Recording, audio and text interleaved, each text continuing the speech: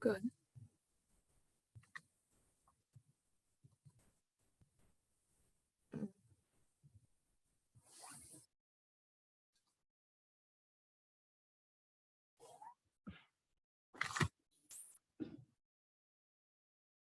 If you want to go back to your things, I wanted to go back to, okay, um, I'll show you. So here is the, so I've got it. It's share screen. here, It's share screen. okay. And it's here.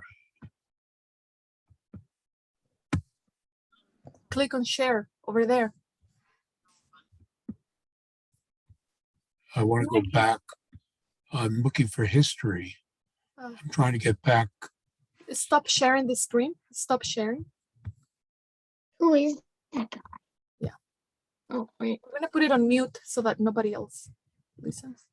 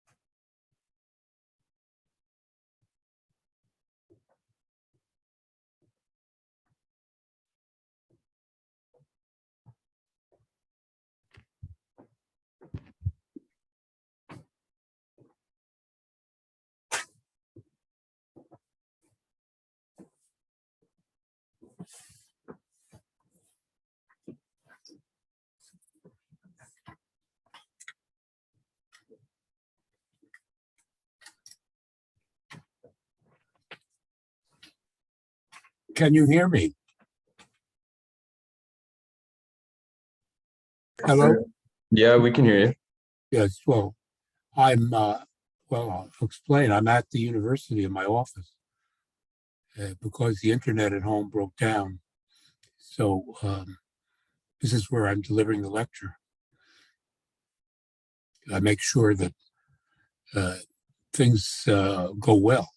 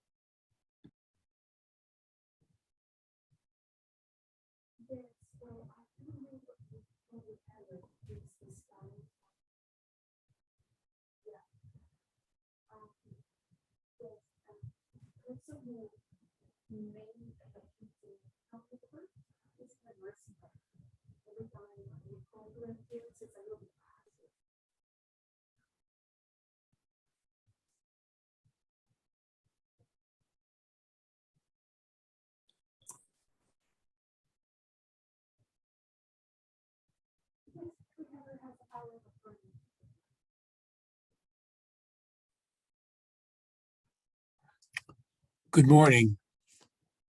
I'm talking to you from my office at the University of Manitoba. My internet at home broke down, so hopefully it'll be repaired over the weekend.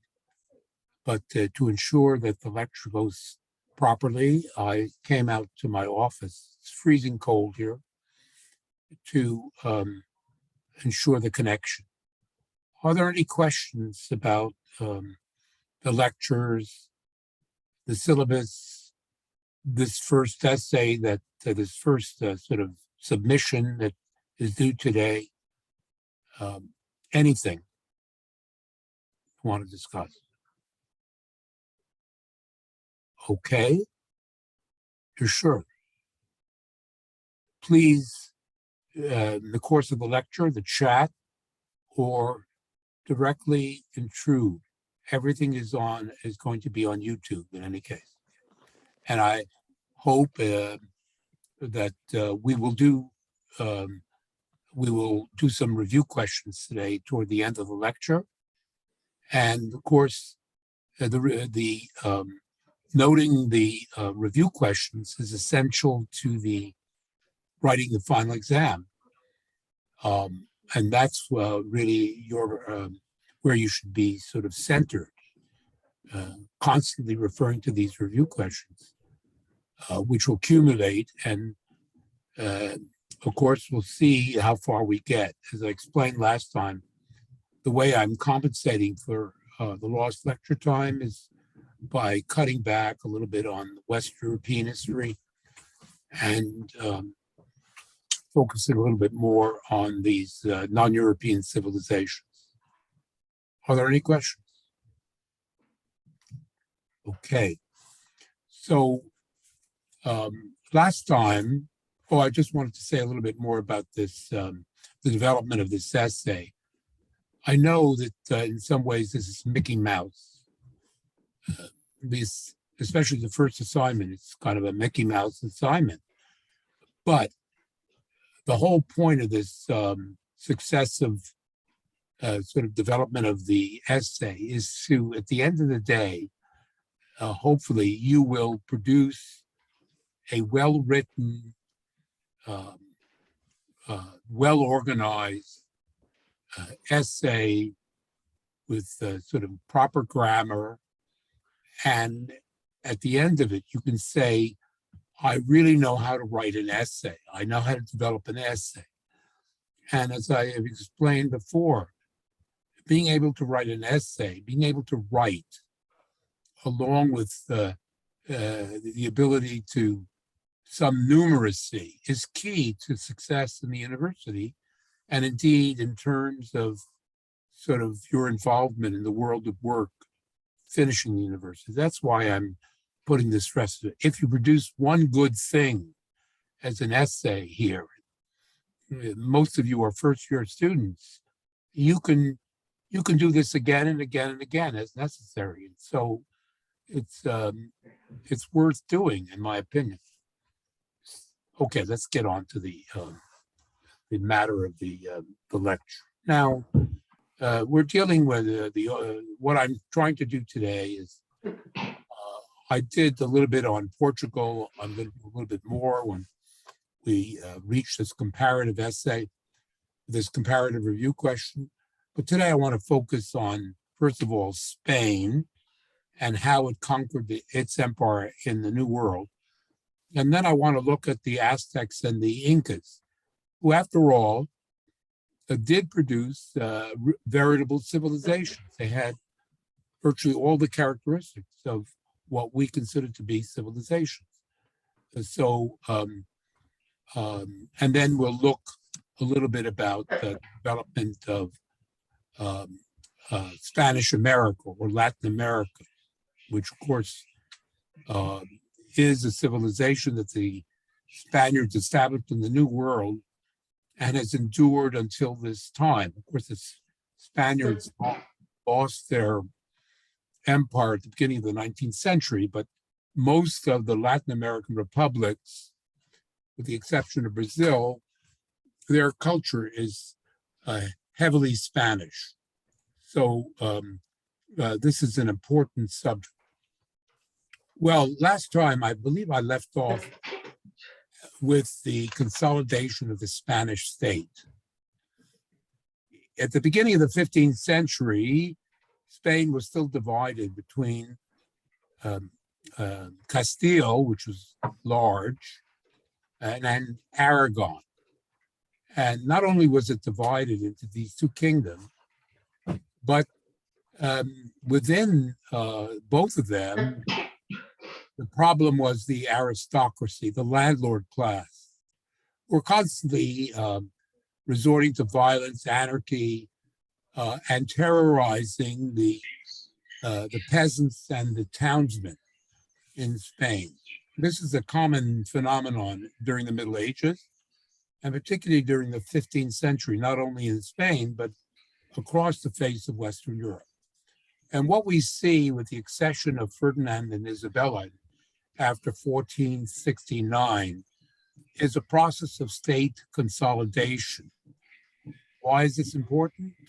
Well, because bearing on the development of the Spanish Empire, without a strong state, without a strong military forces, without navies,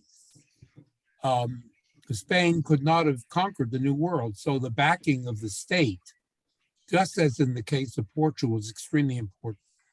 So to begin with, I made a point of the importance of the church.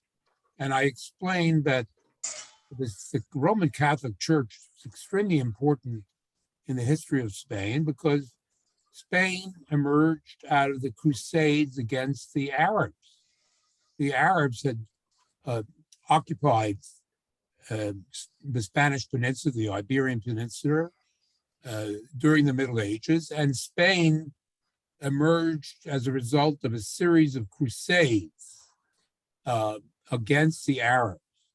And so the sort of ideology of the church, the idea of crusading for the Catholic religion was fundamental to the whole mentality of the Spanish Christians. Well, in the case of Ferdinand and Isabella, what they, in the first place, did with respect to the church was they, in negotiations with Rome, with the papacy, they basically said the Arabs, the Muslims, remain a problem. They still have the remnants of their power in the very south of Spain, in Granada, and also there are Jews in our midst who are also a problem. The Jews constituting a significant part of the middle class and Jews. We want to eliminate these two populations, and we want Spain to be a thoroughly Catholic country. So Ferdinand and Isabella demanded political and economic control over the Spanish church, and the papacy granted them this. And so the huge possessions of the Spanish church in Spain, huge amounts of land, buildings, plus all of this sort of important offices in the church basically were politically handed over to the crown in exchange for, of course, a promise of loyalty to the Roman Catholic Church, which, of course, the Spanish monarchy gave. In addition to this, in 1479, Rome allowed the constitution of the Spanish Inquisition, this special court with coercive powers to deal with recalcitrant Muslims and Jews, but also to control even the Catholic population. And this became a very important adjunct of the power of the Spanish king. Now, Spain during the Middle Ages had been a rather open and cosmopolitan place. Jews, Muslims, and Catholics living side by side. And there was a lot of interesting sort of interaction between these different faith communities. Well, with the establishment of the Spanish Inquisition, this is all suppressed. Full ideological control over the population by the monarchy. And then, in addition to that, of course, the Spanish kings established special municipal offices who control all the towns. All of the merchants are under the control of the crown. They imposed a sales tax on all transactions to give the monarchy further resources. And then lastly, we note that the final campaign against the Arabs, they fully constitute a standing state army, which had never existed during the Middle Ages. The so-called Spanish infantry, who were called tercios, equipped with rifle and cannon, and captained by noblemen. The noblemen were not allowed to fight amongst themselves or to resort to violence against the local population. Instead, they joined the army, became the officers in the Spanish army. And this army, created by the Spanish kings, turned out to be the strongest army in Europe. And this, in combination with the gold and silver coming in from the conquest in Latin America, made Spain the strongest state in Europe during the 16th and right until the middle of the 17th century. Spain was the dominant power in Europe, as we'll see. Are there any questions about what I said right now? Professor, sorry, what century did you say the Spanish kind of lost their empire? I said at the beginning of the 19th century, in the wake of the French Revolution, Okay, thank you. To just finish, the French took over Spain. The French conquered all of Europe, including Spain. And in Latin America, the people living in Latin America used the occasion to basically revolt against Spain and establish independent republics. And that's how all these independent states in Latin America came into being. So that's the story. Any other questions that you might have? Yeah, I'm taking a relaxed approach to the question. It just, just casually, you can just raise questions. Well, the last thing I should note, or maybe I mentioned it earlier, was in terms of sort of, since they got rid of their Jews, they got rid of most of the merchant class, somebody had to regulate the state finances and also provide loans to the Spanish state, because it was very expensive to run a state and this very powerful army and so on. And so it was the Italians especially the Genoese from Genoa, who became the state bankers, dominating sort of the Spanish economy during the 16th century. Now, on this basis, then, the Spaniards proceed to their conquest of Latin America. And lo and behold, when they arrive in Mexico, when they arrive in Peru, they find vast amounts of gold and silver. You can imagine, it seems unlimited amounts of gold and silver. Some of these silver mines still are in operation today. Well, it was this gold and silver which became world money. That is to say, it was this gold and silver which basically lubricated the development of commerce with Asia. The Asians wouldn't accept virtually anything but the gold and silver that the Europeans bought with them. Asian products, Indian and Chinese and what have you, were superior to the European product. So it was the gold and silver that made possible the European acquisition of the spices, the luxury goods, the silks from the New World. And this opened up basically a world capitalist economy.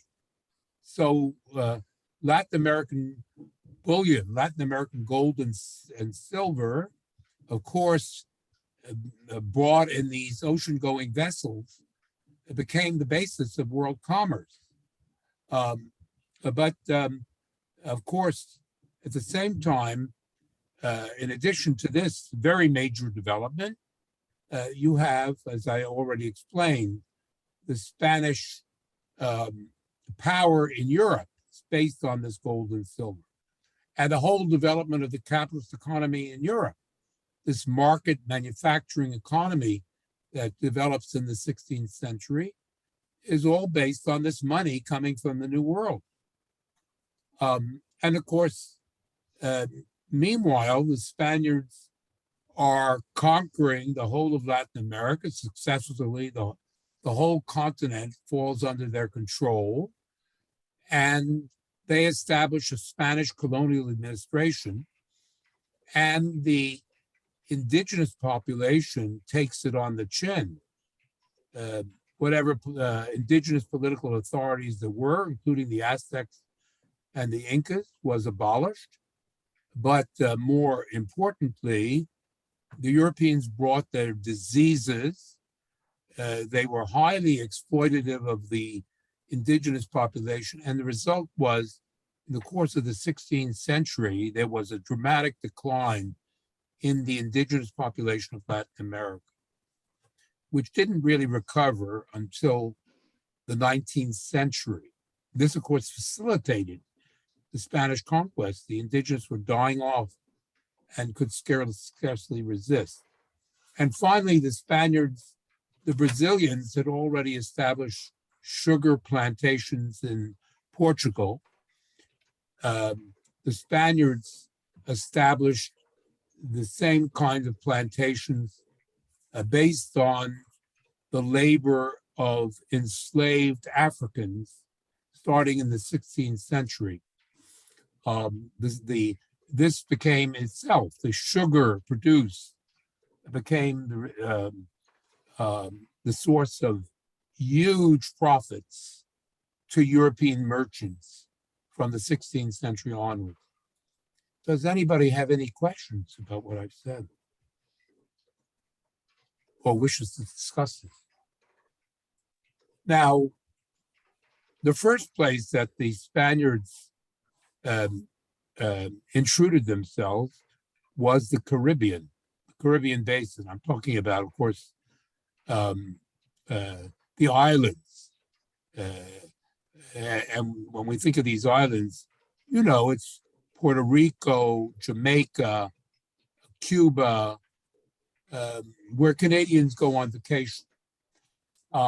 This is where Columbus basically operated. Also, of course, they touched on the Venezuela part of Latin America. Now, Columbus, there were 4 voyages by Columbus to the Caribbean. He died in 1504. But what happened under Columbus and then his immediate successors, we'll say from 1492 to 1520,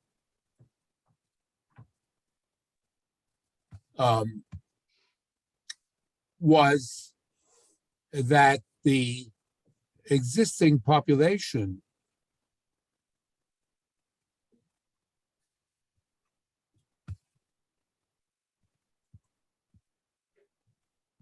the Caribbean was largely populated by a people known as the Taínos. Taínos people. There were others, but we'll just notice them. And there was a very large population on these islands that I've mentioned. There were large numbers of these Taíno people. And the reason why there were so many was the Caribbean was a veritable paradise prior to the arrival of Columbus, because on these islands, there was a lot of wildlife. There was a lot of small animals. In the oceans around these islands, the seas around these islands, there were huge amounts of fish, and there were millions and millions of birds. On this basis, then, the Taínos, they practiced also a kind of garden agriculture, or what we call hoe agriculture. There were no plows. They used hoes, but they produced a substantial amount of food through this agriculture. On this basis, then, they were able to basically a very large population developed. And also these Taínos traded amongst themselves. They had large canoes and they voyaged between these islands, trading whatever they produced. Also, it's an interesting feature of their life was they were crazy about sports. And they had, they played a sort of primitive version of baseball, which is still popular in certain places in the Caribbean. And so that was the sort of setup. This was not a civilization. It was still what we call a hunting and gathering sort of society, although rather sophisticated. And there were even sort of noble warriors who were kind of, they had more prestige than the rest of the population. Well, Columbus and the Spanish soldiers arrive. They have guns, they have rifles, they have pistols, they have cannons, they have iron swords, they have horses, which were unknown to these people, and they have wild dogs, big, big dogs. And they also come with the cross, with the Roman Catholic Church. And basically, they enslaved the Taínos population, forced them to work for them. The European diseases take over. And whatever they want, they have to convert to the Roman Catholic religion. Well, the combination of all these things is such that by 1520, the Taínos population is largely wiped out. They just simply exterminated. A small number did survive, and today, actually, there are some Taínos that have reappeared. Some of them actually live in New Jersey, if you can believe it. In any case, and that is the reason why the Spaniards had to bring in black slaves to work their sugar plantations, because the indigenous had largely disappeared. Well, this gives you a foretaste of what happened successively in terms of the Spanish conquest of Latin America. Now, I want to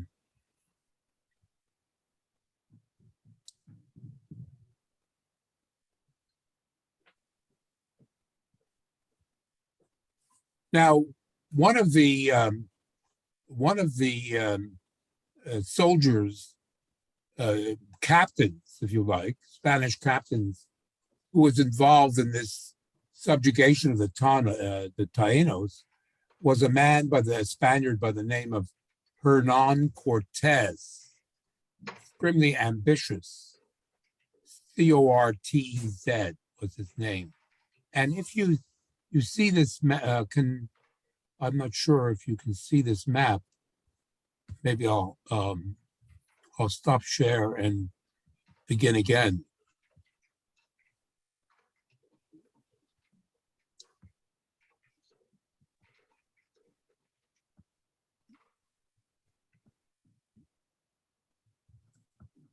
Yes. Now here you see Cuba. This is Cuba, which was this island, which is the largest island in the Caribbean, and where the large numbers of the Taínos had lived. Cortez was part of the Spanish soldiery, and you can see that how close Mexico. Here's the Yucatan Peninsula of Mexico here, and here's Cuba. It's only a few miles across the Gulf of Mexico to Cuba.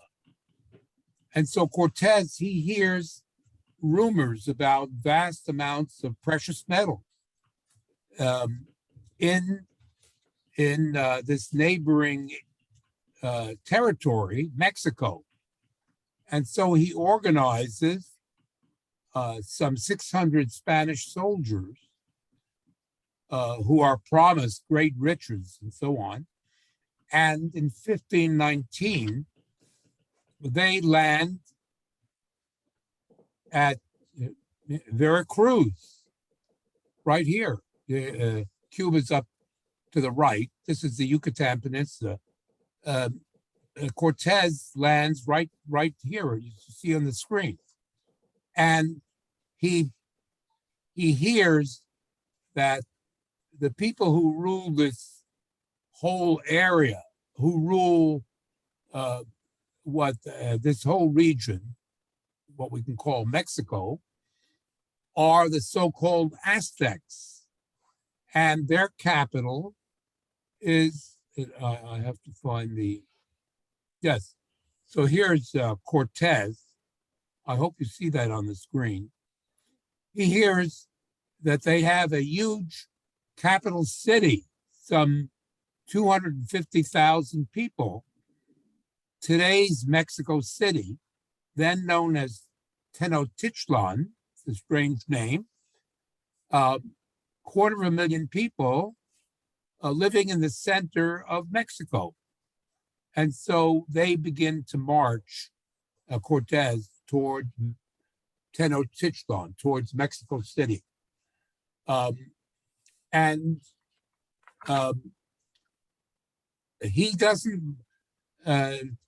Cortez does not march unaccompanied because large numbers of the indigenous people, starting at Veracruz, as he marches, many indigenous communities send their warriors with Cortez, some 200,000. The Spaniards were only 600. The indigenous sent something like 200,000 men along with Cortez against the Aztec capital, Tenochtitlan. Now, obviously this was a revolt on the part of the indigenous against the Aztecs. Now, this is very important because without these indigenous, without this revolt, Cortez only had 600 men. It's true that they had rifles and all sorts of iron weapons with them. These indigenous people, the only kind of metal they used really in terms of tools were bronze weapons. They had Bronze Age technology. The Spaniards were using metal weapons, which are vastly superior, but nevertheless, the sheer numbers of the indigenous. There were millions in Mexico, millions and millions of indigenous. If they had been united, I don't believe the Spaniards could have conquered them, but they were not united. That's the point. And it's the use of these divide and conquer tactics which are critical to the Spanish success. The indigenous people in Mexico, and later on you'll see in Peru, were not united at all. And as a result of that, the Spaniards were able to conquer first Mexico and ultimately Peru, the Inca Empire to the south. Well, when Cortez arrives at the gates of Tenochtitlan, and here I'm going to stop sharing and try to bring up another screen.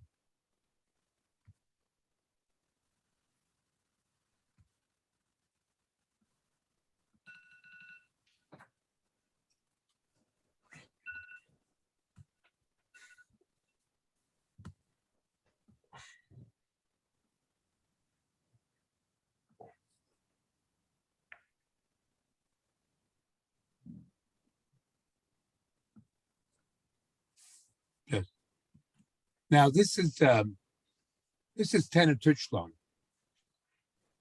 This is the city of today, Mexico City. Okay, you can see this is a modern painting.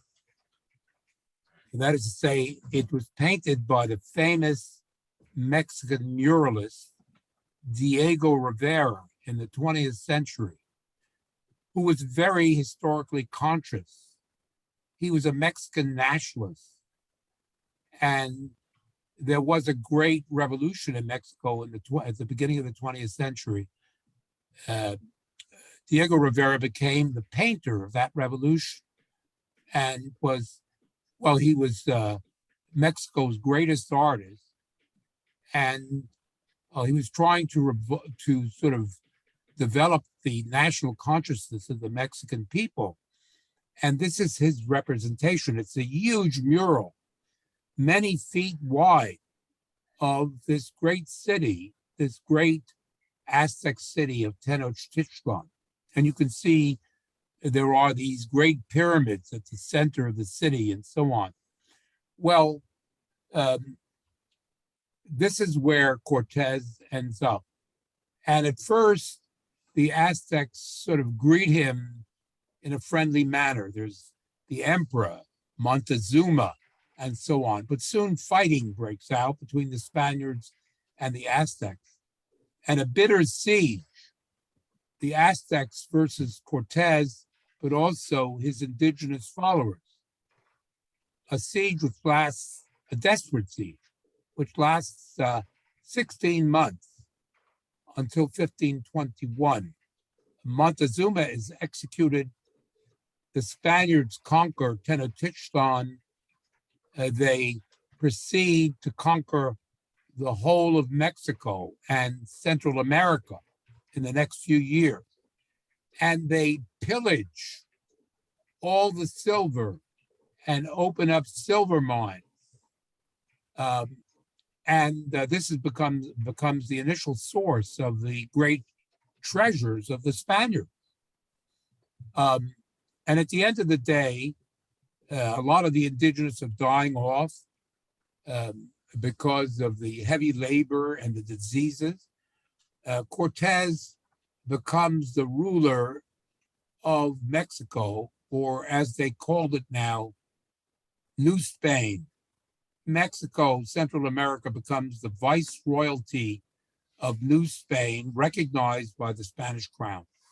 Are there any questions about what I've said? Are there any questions, or do you want to discuss this?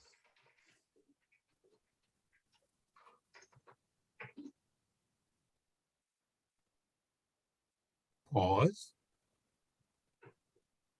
Okay, we're moving on now to Peru and the Incas, Spanish conquest, first of the Aztecs, now they hear about, hey, there's all this silver and gold down further.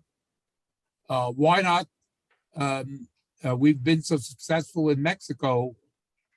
We can proceed to Peru and Ecuador and do the same thing. And so this was facilitated by virtue of the fact that one of these conquistador, actually in 1513, a conquistador by the name of Balboa, Vasco Nunez de Balboa, he crossed the Isthmus of Panama, where the Panama Canal is today, and discovered the Pacific Ocean. This is even before Magellan. In 1513, Balboa discovered this. So they realized, the Spaniards realized that, in fact, you can reach across Panama, you can reach the Pacific Ocean. And the person who takes advantage of this is a third conquistador by the name of Francisco Pizarro. He's the guy who is really imitating Cortez. He has only 200 men, heavily armed, of course, and it takes them years. Actually, there were 3 successive expeditions mounted by Pizarro in order to reach Peru and Ecuador, where he knew that there was a great empire comparable to the Aztec Empire, controlled by this other people known as the Incas, the Inca Empire. And so basically, it's a rerun by Pizarro of what that Cortez did in Mexico.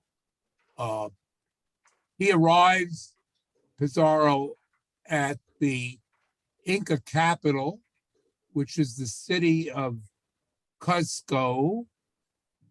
Still exists, of course.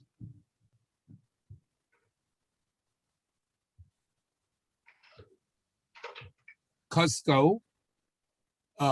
He's greeted by the Inca Emperor Atahualpa. He kills Atahualpa.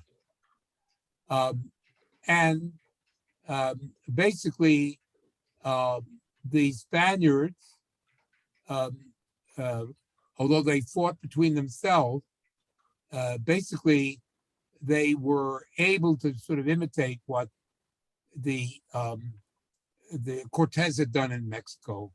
And within a few years, the Spaniards had established the viceroyalty of Peru. So they have up in Mexico the viceroyalty of New Spain, and now in Peru and Ecuador, the viceroyalty of Peru. Now, what I want to do, are there any questions about what I've said?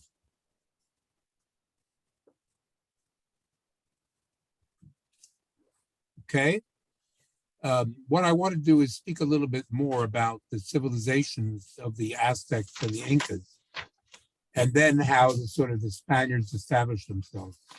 That's the direction of the rest of the lecture.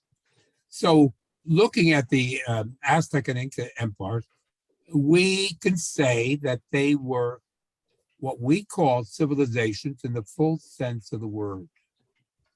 Because if you'll remember at the beginning of the course, in terms of my description of what a civilization was, we talk about the existence of substantial agricultural surpluses. We talk about classes, a ruling class. We talk about towns. We talk about a state and a state religion. We talk about monumental architecture, writing, calendars. The Aztecs and Incas had all of these things. And so they were veritable civilizations. But they were Bronze Age civilizations. the Spaniards were living in the Iron Age. Their tools, their weapons were made out of iron. The Aztecs and Incas still had a Bronze Age civilization. When we talk about Bronze Age civilization, of course, we're looking back in terms of Eurasia. We're talking about Egypt and Mesopotamia. We're in the Bronze Age. So, yes, it's a civilization, but it's still back in the Bronze Age. Now, looking at the Aztecs, sorry, one more thing I should say. So their tools, the tools and the weapons of the Aztecs and the Incas were made out of copper and bronze. And of course, there was all this gold and silver. But if you could believe it, they did not use gold and silver as money. They had no such concept. Gold and silver, they were prized, but purely as decoration. They did not use, the Incas had no money whatsoever. And the Aztecs, they used, instead of gold or silver, they used chocolate beans as their money. Chocolate beans were the money of the Aztecs, which shows you that sort of the arrangements that we assume today. No, it depends on the society. It depends on the culture. Well, in any case, let's look at the Aztecs. Now, Mexico, especially the central Mexico, although it's certainly more arid than, say, Canada or the United States, nevertheless, it's warm, and in many places, the rainfall is sufficient. And in this region, and also in Central America, large agricultural populations developed. Long before the Aztecs only arrived in Mexico as a kind of ruling class. They conquered Mexico in the 13th century. But in fact, civilizations had emerged in Mexico hundreds of thousands of years before the arrival of the Aztecs. What I'm trying to say is that the Aztecs were simply the heirs of a civilized life which had developed much earlier in Mexico and in Central America. And of course, important in this, behind the Aztecs, very important in southern Mexico and in Central America, are the Maya people, who were the people of the Middle Age. Now, as many of you probably all know this, there was an official state religion of the Aztecs, including priests. And this was absolutely central to their way of life. And the central ritual of this Aztec religion was the sacrifice of young men and women in the thousands to the sun god. They practiced a ritual system of human sacrifice. Blood sacrifice was the central ceremony. These pyramids that I showed you, Tenochtitlan, on top of these pyramids, they slaughtered hundreds and hundreds of people every year. They forced the subject people of the Valley of Mexico and of the Yucatan to send every year hundreds of sacrifices, human sacrifice, young men and women who were slaughtered on top of these pyramids by these Aztec priests. Now, why was that? Well, I would say that in a material sense, one of the reasons for this, they were trying to terrorize, they did terrorize the rest of the indigenous tribes of Mexico. They didn't really have a bureaucracy. They didn't really have, the Aztecs didn't have a bureaucracy. They didn't have a standing army. So one of the ways in which they controlled the subjects was by this whole system of blood sacrifice. I want to say something before, one thing that we should say about all this, that is a kind of an interesting generalization. is that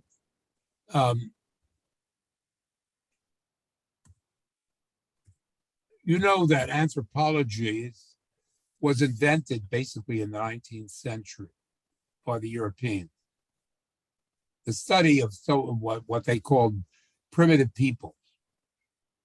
Well, he wasn't quite the founder of American anthropology, but there was a German professor by the name of Franz Boas, who basically established the academic discipline of anthropology in the United States and ultimately in Canada, Franz Boas.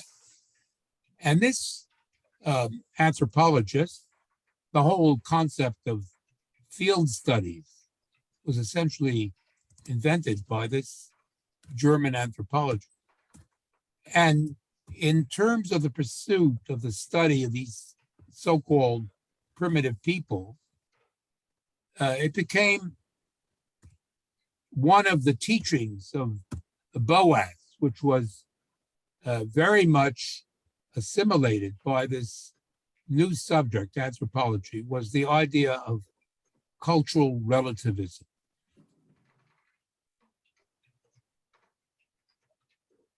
Cultural relativism. Basically, Boas said, if you want to study these primitive people or other people in a scientific way, you simply can't project your own prejudices, your own values onto these people. You have to sort of understand other peoples, including these so-called primitive peoples. Of course, they're primitive because they're not European, by adopting a position of cultural relativism. You want from KFC? The whatever it's called, stacker, like. You need to come downstairs or you can tell. Yeah, in like 4 minutes. Yeah. So I just need to finish this and then. I bet. Is there any question or thing that you're discussing you want me to discuss? No, just this. Okay. So this is Boas's attitude, and it makes a certain amount of sense. If you're studying other people, you don't want to. You have to understand people on their own terms. It's a way of studying other people. On the other hand, what do you do when, in fact, these Aztecs they practice human sacrifice on a vast scale? At some points, it's estimated that toward the end of their rule, they were actually killing tens of thousands of victims. So how can you sort of be detached in the face of this human sacrifice? And I would guess I'd say my conclusion is that you can't be detached. Yes, you can adopt partially this idea of cultural relativism, but ultimately, I think a certain judgment is called for. And I would say that the Aztecs have to be condemned for what they were doing. And they did terrorize the indigenous, as I explained, they went with Cortez, many of the subject tribes, because they were terrified by these Aztecs. So, but I bring this up because this discussion remains sort of central. And to give you sort of develop this, I'm going to sort of break off in a couple of minutes. But in contrast to this attitude of cultural relativism, there is the idea of humanitarian intervention.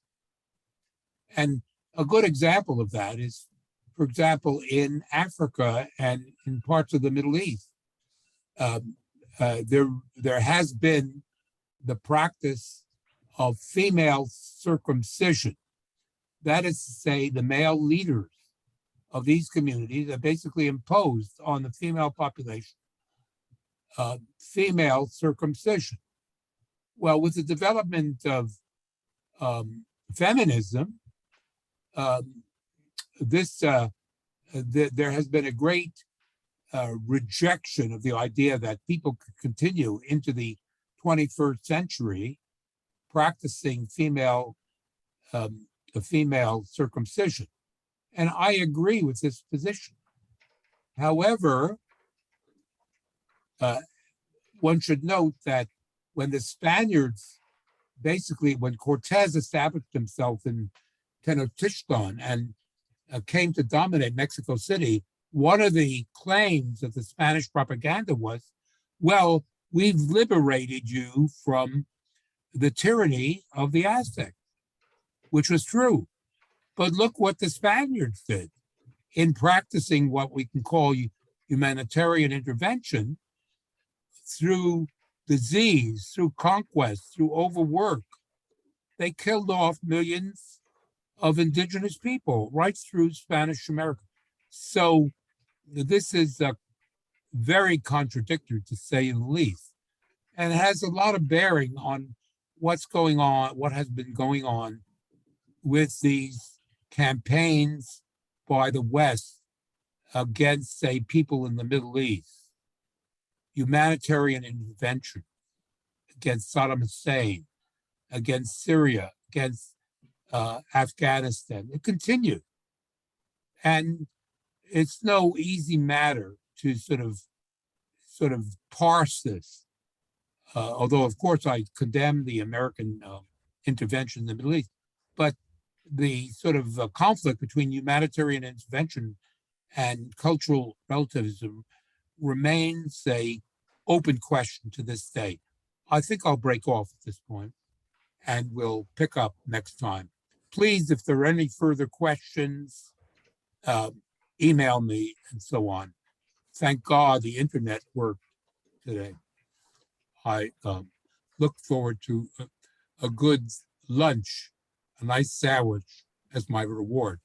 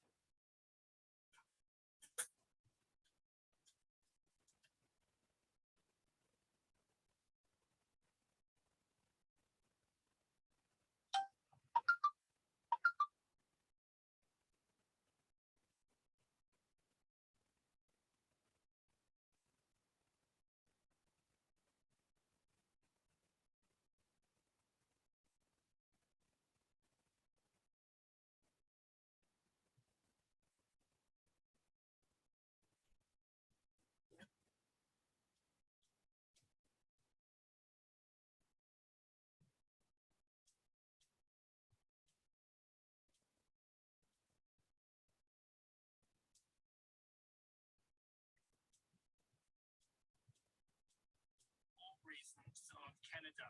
Secondly, outside Canada is the healthcare system.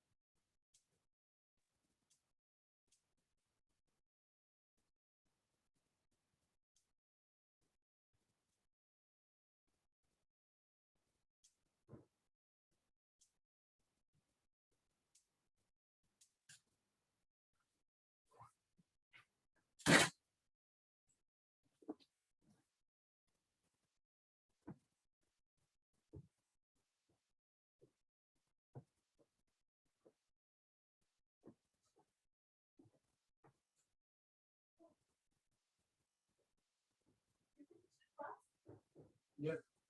Why is it went very well. Why, well, I just need a bite because I didn't get anything. where did you get it? I want the combo. Oh, really? You want half? No. I'll just have a little bit Maybe of I'll a bite. get something at Safeway. Okay.